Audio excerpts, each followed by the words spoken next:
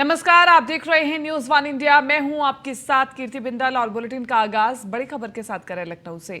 CM योगी के कई कार्यक्रम हैं आज और सीएम योगी कई कार्यक्रमों में शिरकत करेंगे। इंदिरा गांधी प्रतिष्ठान लखनऊ में कार्यक्रम होगा। चीनी उद्योग के 120 वर्ष पूर्ण करने के उपलक्ष्य में कार्यक्रम रखा गया है। सुबह 11 बजे पुष्प प्रदर्शनी का भी शुभारंभ करेंगे मुख्यमंत्री योगी आदित्यनाथ। सीएम योगी आदित्यनाथ दोपहर 1 बजे बांदा के लिए रवाना होंगे। महाराणा प्रताप की प्रतिमा का अनावरण करेंगे। जिला मुख्यालय बांदा में कार्यक्रम होगा। तो इस वक्त की बड़ी खबर आपको बता रहे हैं। आज मुख्यमंत्री योगी आदित्यनाथ के कई कार्यक्रम प्रस्तावित हैं। मुख्यमंत्री योगी आदित्यनाथ बांदा जाएंगे, जहां पर महाराणा प्रताप की प्रतिमा का अनावरण करेंगे। जिला मुख्यालय बांदा में ये कार्यक्रम रखा गया है और आपको बता रहे हैं कि आज मुख्यमंत्री योगी आदित्यनाथ के कौन कौन से महत्वपूर्ण कार्यक्रम हैं। सीएम योगी कई कार्यक्रमों में शिरकत करेंगे। इसी के साथ साथ आपको बताते चले लखनऊ के इंदिरा गांधी प्रतिष्ठान में कार्यक्रम होगा। चीनी उद्योग के 120 वर्ष पूरे करने के उपलक्ष्य में भी कार्यक्रम रखा गया है।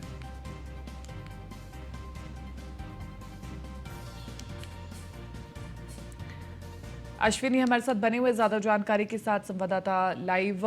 अश्विनी, आज मुख्यमंत्री योगी आदित्यनाथ के कई महत्वपूर्ण कार्यक्रम हैं और इसी के साथ साथ महाराणा प्रताप की प्रतिमा का भी अनावरण किया जाएगा बांदा में। और इसके अलावा चीनी उद्योग को भी कई साल पूरे हो रहे हैं, उसके उपलक्ष्य में भी महत्वपूर्ण कार्यक्रम है। बिल्कुल, मुख्यमंत्री योगी आदित्यनाथ के तमाम आज महत्वपूर्ण कार्यक्रम, जिसमें लखनऊ में 2 कार्यक्रम हैं और उसके बाद बांदा का दौरा है। जो पहला कार्यक्रम है वो 120 आज जो वर्ष पूरे हो गए हैं वो चीनी उद्योग के, उसको लेकर के कार्यक्रम है जिसको लेकर शिरकत करेंगे। साथ ही साथ उस दौरान कहीं ना कहीं चीनी मिल्स हैं, चीनी जो व्यापार करने वाले लोग हैं उनके लिए कोई घोषणा भी कर सकते हैं। उसके बाद दूसरा जो कार्यक्रम है वो राजभवन में, जिसमें साग भाजी प्रदर्शनी लगनी है। 3 दिवसीय प्रदर्शनी होना है, इसमें भी मुख्यमंत्री शिरकत करेंगे और इसका शुभारंभ होना है।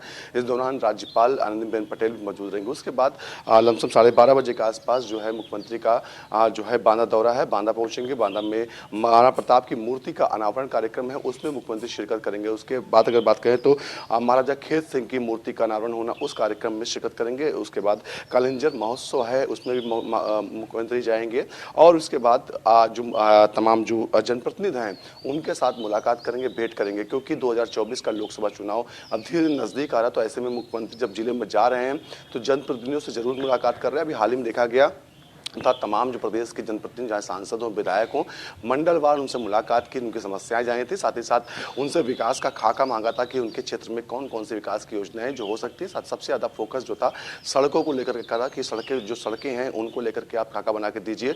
विधायकों से कहा गया था 3 करोड़ तक की जो योजनाएं हैं वो आप शासन को भेजिए। साथ ही साथ सांसदों के लिए 5 करोड़ तक की योजनाएं शासन में भेजने का निर्देश मुख्यमंत्री ने दिया था। और साथ ही साथ शासन में जो अधिकारी बैठे उनको भी निर्देश दिया था कि अगर कोई जनप्रतिनिधि कोई समस्या लेकर या फिर कोई विकास का मॉडल भेजता तो उसका तत्काल प्रभाव से उस पर कार्रवाई की जाए। मुख्यमंत्री का आज का दौरा काफी महत्वपूर्ण है, क्योंकि बुंदेलखंड वो क्षेत्र है जहां पर समाजवादी पार्टी का लंबे समय तक कब्जा रहा था, लेकिन कहीं ना कहीं 2017 के बाद से लगातार बुंदेलखंड भारतीय जनता पार्टी की पहुंच में आ चुका है और देखा जा रहा है कि भारतीय जनता पार्टी भी वहां के विकास के लिए, डेवलपमेंट के लिए लगातार काम कर रही है। और कहीं ना कहीं जो सरकार है बुंदेलखंड के लिए अलग से व्यवस्था कर रही है, चाहे पानी की व्यवस्था हो। सबसे बड़ी समस्या बुंदेलखंड क्षेत्र में पानी की थी, क्योंकि वहां पानी न होने, पीने योग्य पानी न होने की वजह से लोग जो थे पलायन करने को मजबूर होते थे। दूसरे प्रदेशों में, राज्यों में जाकर के, दूसरे शहरों में जाकर उनको रोजी रोटी की तलाश करनी पड़ती थी। लेकिन पिछले 2017 के बाद से हर घर पेयजल योजना जो उत्तर प्रदेश में चल रही है, उससे कहीं ना कहीं,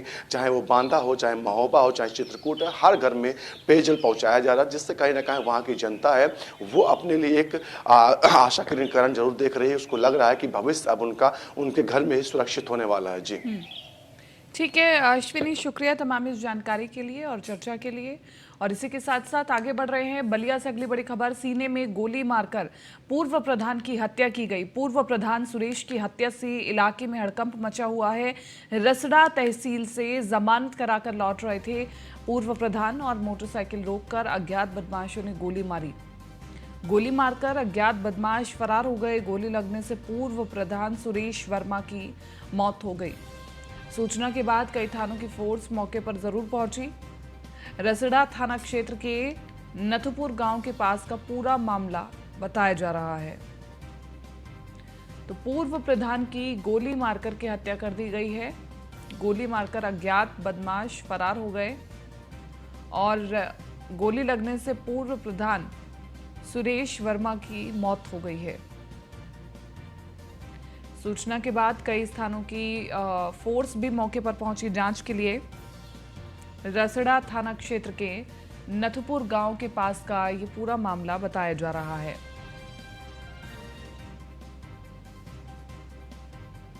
तो बलिया से पूरी खबर, जहां पर सीने में गोली मार करके पूर्व प्रधान की हत्या की गई।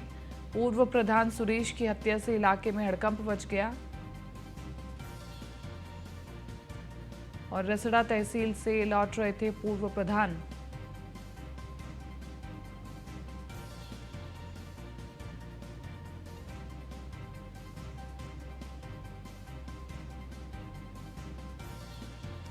तो बलिया में बढ़ती आपराधिक घटनाएं चिंता का विषय हैं।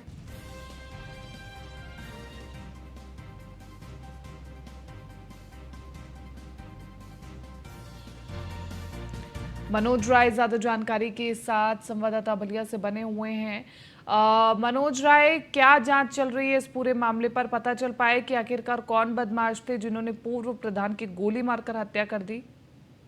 जी, आपको बताते चले कि असनवार गांव के पूर्व प्रधान थे, जो रसड़ा दो पक्षों के विवाद में 151 में तहसील से जमानत करा के लौटे थे और मोटरसाइकिल पर ये 3 लोग सवार थे, लेकिन मोटरसाइकिल को अज्ञात बदमाशों ने रोक करके और बीच में बैठे इस व्यक्ति को गोली मारी थी, जबकि 2 सेफ बच गए।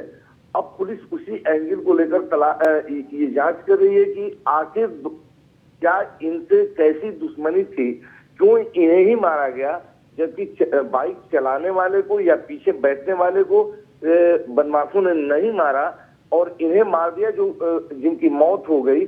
अब उस एंगल से तलाश हो रही है, दोनों लोगों से पूछताछ जारी है, लेकिन अभी तक कोई सुराग नहीं लग पाया कि बदमाश आखिर कहां से आए और कौन थे। अब अगली कार्रवाई में जो है बदमाशों की तलाश होने के बाद ही यह पता लग पाएगा कि आखिर कारण क्या थे। लेकिन एक बार पूछा गया तो उसमें एक व्यक्ति ने ये जरूर बताया है कि इनकी पुरानी रंजिश रही है। जी, ठीक है, तो अभी प्राथमिक तौर पर इसे रंजिश के तौर पर देखा जाए इस पूरे मामले को, कि रंजिश के तौर पर हत्या की गई है पूर्व प्रधान की। शुक्रिया तमाम इस जानकारी के लिए। लखनऊ से अगली खबर आपको बता दें, डॉक्टर महेंद्र देव को बेसिक शिक्षा निदेशक का अतिरिक्त कार्यभार दिया गया है। अपर शिक्षा निदेशक माध्यमिक हैं डॉक्टर महेंद्र देव और अपर शिक्षा निदेशक बेसिक शुभा सिंह के पास था निदेशक का अतिरिक्त कार्यभार। शुभा सिंह से हटाकर महेंद्र देव को बेसिक शिक्षा निदेशक का चार्ज दिया गया है और डॉक्टर महेंद्र देव के पास बेसिक से लेकर के माध्यमिक तक 3 बड़े चार्ज हैं। बड़ी खबर आपको बता रहे, शुभ सिंह से हटा करके महेंद्र देव को बेसिक शिक्षा निधिकारी का चार्ज दिया गया है और डॉक्टर महेंद्र देव के पास बेसिक से लेकर के माध्यमिक तक 3 बड़े सरचार्ज हैं, 3 बड़े कार्यभार हैं। तब भी एक बड़ी जिम्मेदारी दी गई है बेसिक शिक्षा निदेशक की और अपर शिक्षा निदेशक माध्यमिक है डॉक्टर महेंद्र यादव। तो अपर शिक्षा निदेशक बेसिक शुभा सिंह के पास था।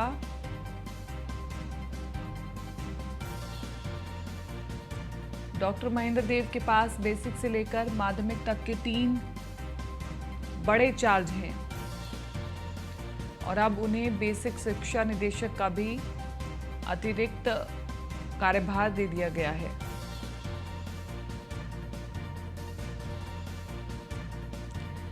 अश्विनी बने हुए ज्यादा जानकारी के साथ संवाददाता फोन लाइन पर। अश्विनी, महेंद्र देव को बेसिक शिक्षा निदेशक का चार्ज दिया गया है, ये बदलाव क्यों हुआ?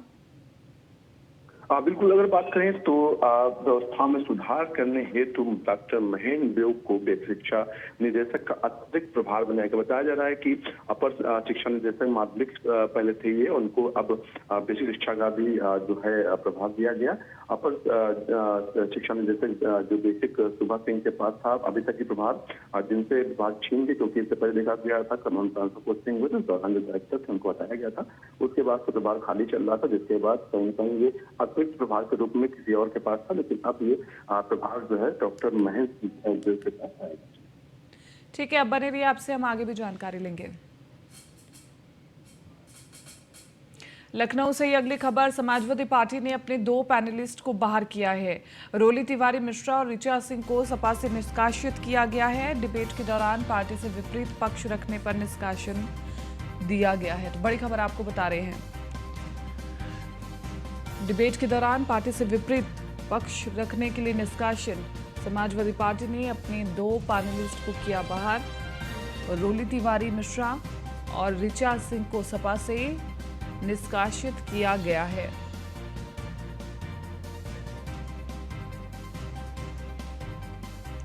तो बड़ी खबर आपको बता रहे हैं लखनऊ से, जहां पर समाजवादी पार्टी ने अपनी पार्टी से 2 पैनलिस्ट को बाहर का रास्ता दिखाया है। इसलिए क्योंकि डिबेट के दौरान पार्टी का पक्ष ना रखने की बात और दूसरी पार्टी का पक्ष रखने की बात कही गई।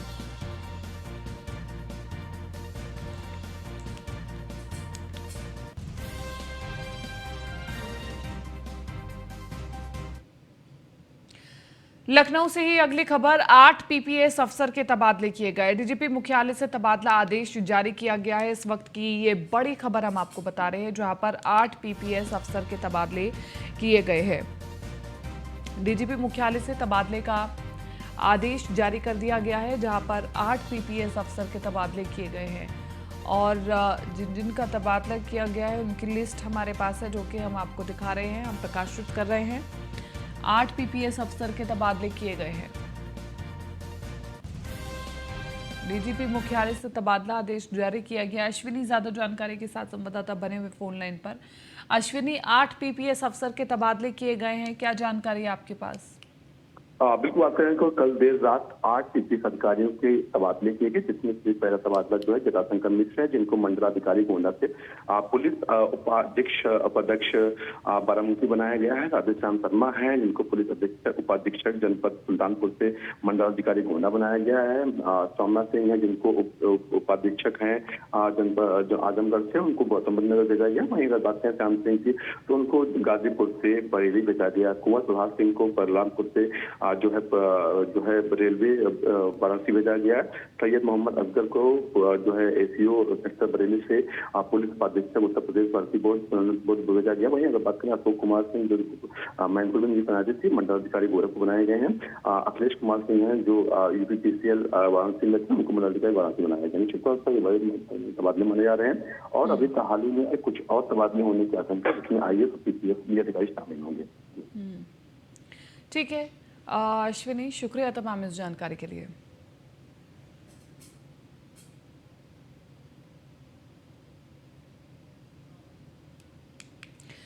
लखनऊ से अगली बड़ी खबर, यूपी स्वास्थ्य विभाग में बड़े पैमाने पर तबादले। 45 स्वास्थ्य अधिकारी बदल दिए गए हैं। प्रमुख अधीक्षक स्तर के 45 अफसरों के तबादले हुए हैं। तो यूपी में स्वास्थ्य विभाग में बड़े पैमाने पर तबादले किए गए हैं। 45 स्वास्थ्य अधिकारी ही बदल दिए गए हैं।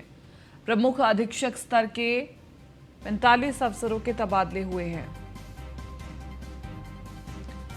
तो यूपी स्वास्थ्य विभाग में बड़े पैमाने पर तबादले।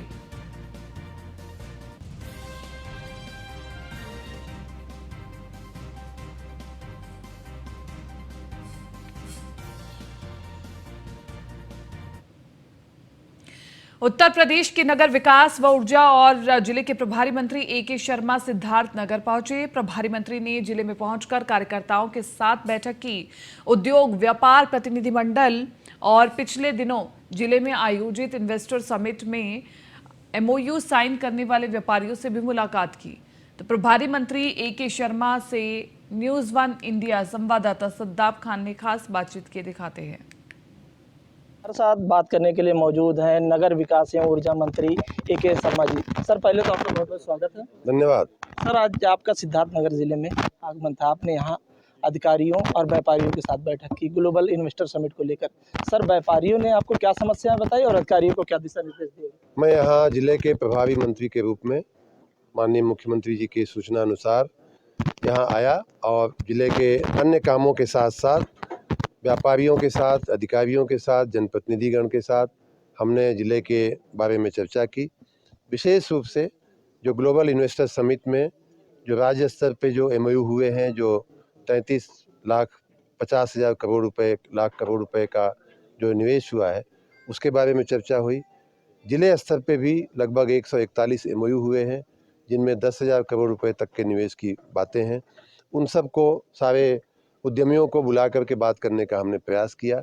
कई लोग उसमें से आए थे जिन्होंने अपनी अपनी बातें, अब किसी की बैंक के लोन की समस्या है, तो किसी को ज़मीन की समस्या है, किसी को बिजली का कनेक्शन की समस्या है। इस तरह की जो ज़मीनी बातें होती हैं वो बातें हम लोगों ने किया और उसके निराकरण के लिए हमने जिला प्रशासन को ये निर्देश दिया है कि सभी प्रोजेक्ट के पीछे जितने भी MOU हुए हैं 141, उन सब के लिए SDM स्तर का एक नोडल ऑफिसर लगाया जाए। सर, उत्तर प्रदेश में अभी ग्लोबल इन्वेस्टर समिट का आयोजन किया गया है। आप नगर विकास मंत्री हैं। उत्तर प्रदेश के तमाम शहरों का विकास कैसे होगा? नगर विकास विभाग की आप बात पूछ रहे हैं, तो उसमें 2,08,000 करोड़ रुपए का निवेश आया है, जिसमें वेस्ट की प्रोसेसिंग, ये ई-वेस्ट की प्रोसेसिंग खास करके, जो कूड़े का प्रबंधन होता है, जो पानी का ट्रीटमेंट होता है, गलियां मोहल्ले साफ करने के लिए मशीनें लगती हैं, उन सारी चीज़ों में कई क्षेत्रों में वो निवेश आया है। और मैं मानता हूं कि ये निवेश जब हमारे नगरों में होगा, नगरों में उस तरह के जो प्रोजेक्ट जो MOU में साइन हुए हैं, वो जब धरातल पर उतरेंगे तो हमारे नगरों की कायाकल्प हो जाएगी। बिल्कुल, ये थे नगर विकास ऊर्जा मंत्री ए.के. शर्मा जी, जिन्होंने बताया कि ग्लोबल इन्वेस्टर समिट से आने वाले दिनों में उत्तर प्रदेश में जो विकास है वो बड़े पैमाने पर होगा और साथ ही साथ आने वाले दिनों में उत्तर प्रदेश में है जो वो एक विकास अलग तरह का ही देखने को मिलेगा। Saddam Khan, news 1 India, Siddharthnagar. हमारे साथ गोरखपुर में सांसद खेल स्पर्धा महाकुंभ का समापन कार्यक्रम आयोजित किया गया, जिसमें सीएम योगी आदित्यनाथ ने शिरकत की। इस दौरान सीएम योगी ने कहा कि खेल के प्रति युवाओं में उत्साह बड़ा है। अंतर्राष्ट्रीय खेलों में भारतीय खिलाड़ियों की संख्या ज्यादा है। सरकार खिलाड़ियों की मदद कर भी रही है और साथ ही युवाओं के लिए ओपन जिम की भी व्यवस्था की जा रही है।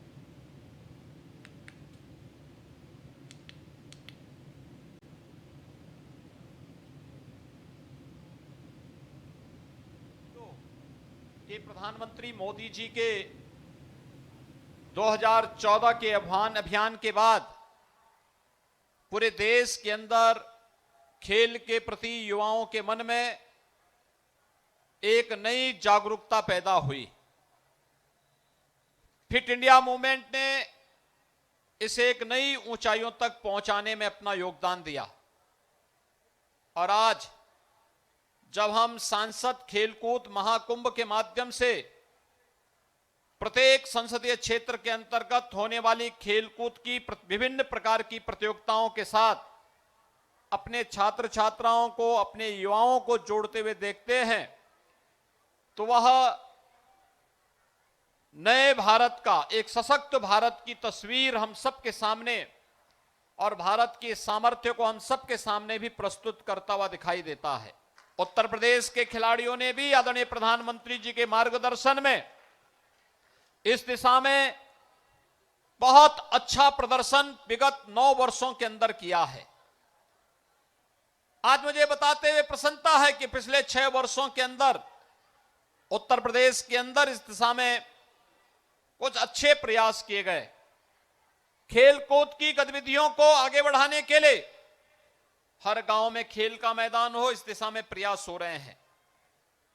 हर ब्लॉक स्तर पर मिनी स्टेडियम और जनपद स्तर पर स्टेडियम की स्थापना हो, इसके लिए भी कार्रवाई चल रही है। खेल कूदों में, खेल प्रतियोगिताओं में प्रतिभाग करने वाले खिलाड़ियों के लिए भी अनेक प्रोत्साहन और अब तो सरकारी नौकरियों में भी उन्हें आरक्षण के विशेष प्रावधान को लाकर के बहुत सारी सेवाएं ऐसी हैं जो हमने लोक सेवा आयोग से वापस करते हुए उन्हें सीधी भर्ती के माध्यम से हम खिलाड़ियों को अंतर्राष्ट्रीय प्रतियोगिताओं में स्थान मेडल प्राप्त करने वाले खिलाड़ियों को सीधी भर्ती के माध्यम से उन्हें प्रदेश की विभिन्न सेवाओं में सेवा का अवसर दे सकते हैं और इसके माध्यम से खेल प्रतियोगिताओं को और खेल और खिलाड़ियों को प्रोत्साहित कर सकते हैं।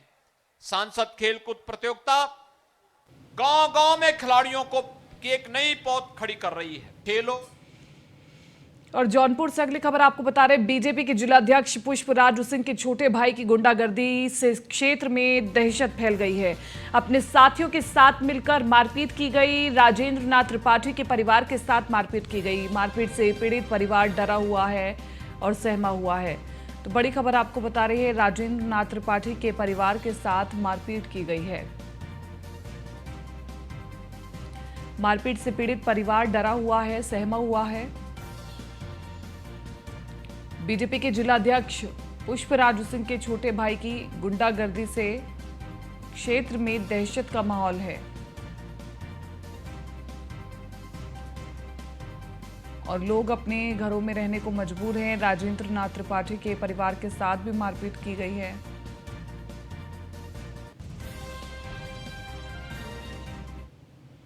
फिलहाल इस बुलेटिन में मेरे साथ इतना ही। दीजिए इजाजत, नमस्कार।